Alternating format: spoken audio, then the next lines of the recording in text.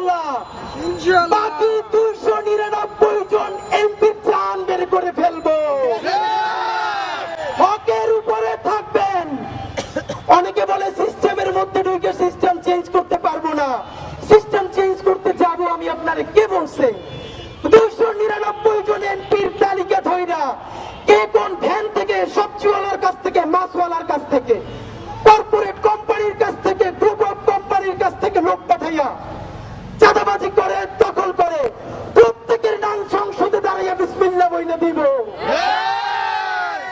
সুতরাং এই ঢাকাতে আমার শত্রু কারা? যারা এখানে চাঁদাবাজি করবে, যারা এখানে মাদক কারবারি করবে, যাদের নাম বলে দিলে মাদকের ব্যবসা ধ্বংস হবে, তারা সবাই ঐক্যবদ্ধ হয়েছে ওসমান হাদিকে ঠেকাও।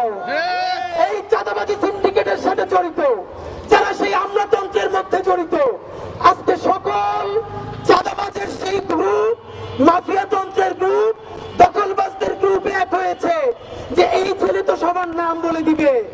শুনেন, আল্লাহ যদি বাঁচায় রাখে, যা বলাই নেই, শরীফ ওসমান হাদির দায়বদ্ধতা সেই রিকশাওয়ালার প্রতি যে আমার এইখান থেকে উঠাইয়া নিয়া ভাড়াটা নেয় না, চড়াই ধরে ভাড়া দিতে চাইলে চোখের পানি ছাইরা দেয়।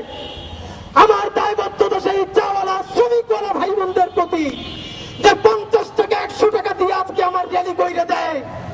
আমার দায়বদ্ধতা বাংলাদেশের সেই সমস্ত লক্ষ কোটি আমার মা খালা যাদের সন্তানদেরকে বলে ওসমান ঢাকা বৈশা কি করে, তোরা যে ঢাকায় ওর সাথে কাজ কর।